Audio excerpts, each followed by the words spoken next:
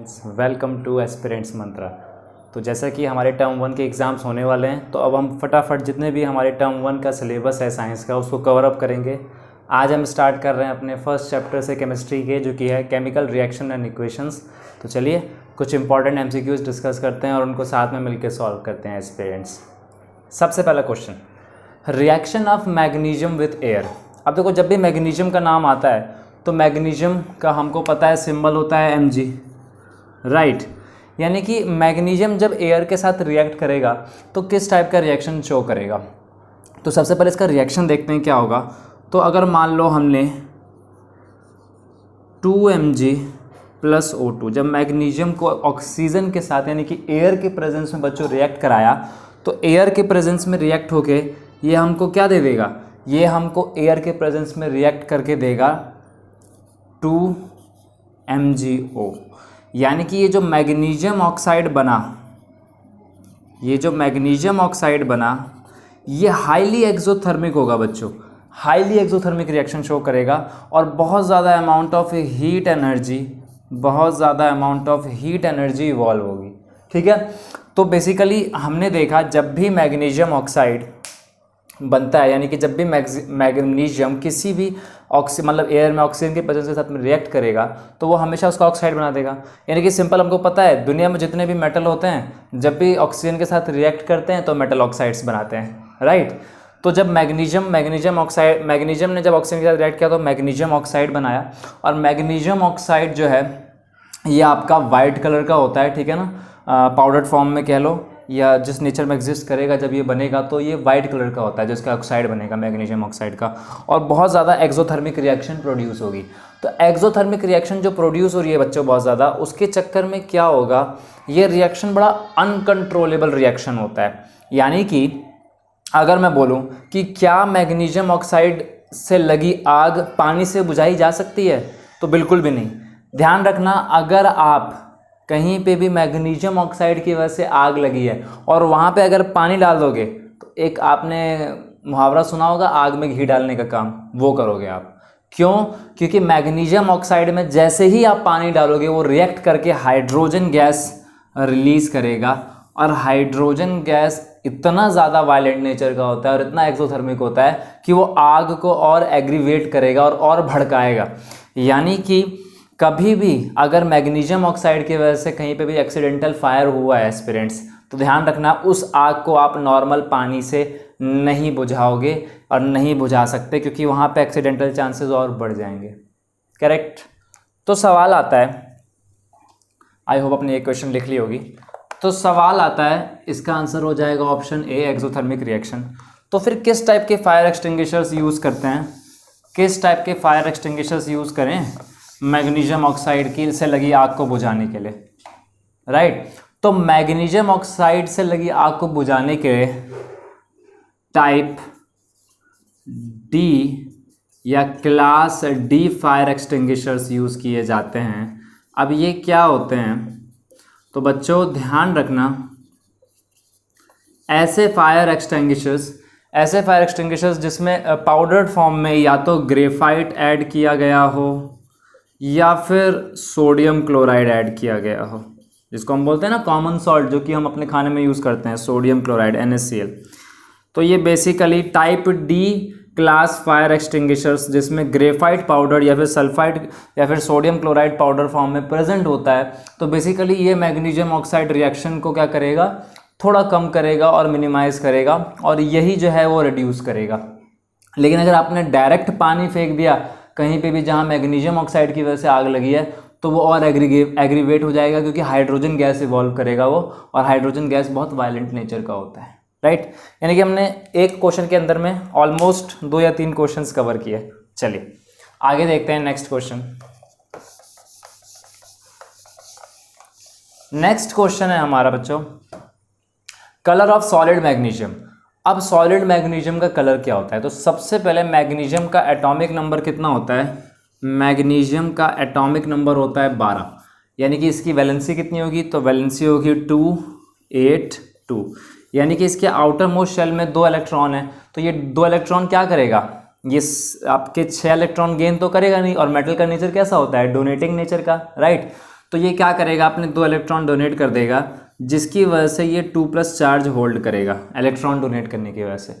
और इसी कैरेक्टरिस्टिक की वजह से मैग्नीशियम जब सॉलिड स्टेट में होता है तो इसका कलरफुल नेचर होता है, और कलरफुल नेचर होने की वजह से एस्पिरेंट्स ऑप्शन हो जाएगा सिल्वर ग्रे कलर। यानी कि जो सॉलिड मैग्नीशियम्स होते हैं वो जनरली सिल्वरी अपीयरेंस के होते हैं या सिल्वर और ग्रे अपीयरेंस के होते हैं। तो B is the right answer, correct. चलिए आगे बढ़ते हैं, next question, the chemical formula of lead sulphate. अच्छा, अब लेड का जो इलेक्ट्रॉनिक कन्फिग्रेशन है और जो वैलेंस इलेक्ट्रॉन हम कहते हैं लेड में, उसमें 2 केसेस बनते हैं बिकॉज ऑफ इनर पेयर। उसमें इनर पेयर का स्ट्रक्चर ऐसा होता है जिसमें लेड यानी कि Pb, इसकी वैलेंसी जो होती है वो +2 भी होती है और +4 भी होती है, ध्यान रखिएगा। लेकिन जो लेड की मोस्ट स्टेबल वैलेंसी होती है बच्चों वो +2 होती है। क्या होती है? +2 होती है। अच्छा, अब हमको फॉर्मूला किसका बनाना है? तो हमको केमिकल फार्मूला बनाना है लेड सल्फेट का। ठीक है, एक तरफ लिखते हैं लेड, एक तरफ लिखते हैं सल्फेट, राइट। अब हमने देखा +2 होता है भाई लेड का इलेक्ट्रॉनिक या फिर valency, electronic configuration last most outer shell में, या फिर वैलेंसी जिसको बोलते हैं +2।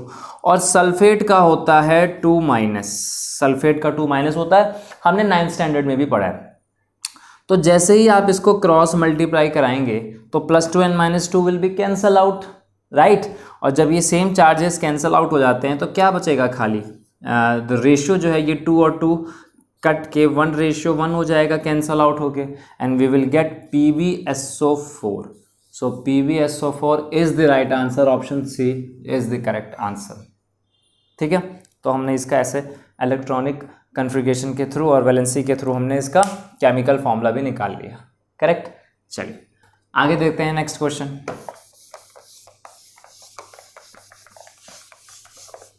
नेक्स्ट क्वेश्चन है the reaction of H2 gas यानी कि hydrogen gas with oxygen gas to form water. अब एक बात बताओ, ये पूछ रहा है कि किस चीज़ का एग्जाम्पल है, राइट। जैसे ही हाइड्रोजन गैस पानी के साथ रिएक्ट करेगा O2 के साथ, ये क्या बनाएगा? H2 + O2, H2O बनाएगा, राइट। लेकिन H2 + O2 जब हम लिखेंगे, अब देखो ध्यान से, यहाँ पे क्या है? ऑक्सीजन O2 था, ठीक है, ये H2O बना। अब हमसे पूछ रहा है कि ये किस टाइप का रिएक्शन है, राइट। तो बेसिकली ध्यान से देखो, जब हम इसको देख रहे हैं तो 2 हमारे रिएक्टेंट्स कंबाइन होके एक रिएक्टेंट दे रहे हैं, राइट। यानी when we combine 2 reactants we give a single product, and this kind of reaction is known as combination reaction. यानी कि इस क्वेश्चन का राइट आंसर हो जाएगा कॉम्बिनेशन रिएक्शन, ठीक है। अब इलेक्ट्रोलिसिस ऑफ वाटर में क्या होता है? अब जैसे कि हमने ये इक्वेशन लिखी, अब इसको अगर बैलेंस फॉर्म में लिखें तो इलेक्ट्रोलिसिस, ये क्वेश्चन 4 और 5 आपस में इंटर रिलेटेड है। तो इलेक्ट्रोलिसिस में बेसिकली क्या होता है? अगर मैं बोलूं 2H2O यानी कि वाटर मॉलिक्यूल था, इसका हाइड्रोलिसिस हुआ, तो ये किन किन पार्ट्स में टूटेगा बच्चों? तो ये 2 हाइड्रोजन एटम और 1 ऑक्सीजन एटम में टूटेगा।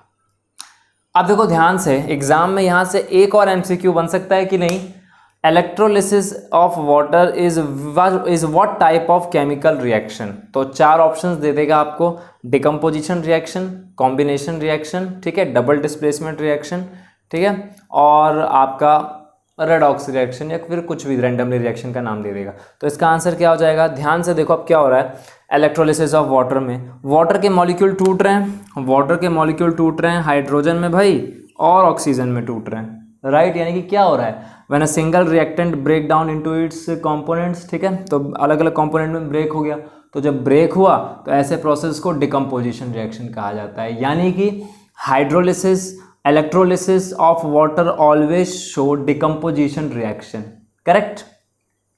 अब इसमें पूछा है electrolysis of water is a decomposition reaction, the mole ratio of hydrogen and oxygen gas liberated during electrolysis of water.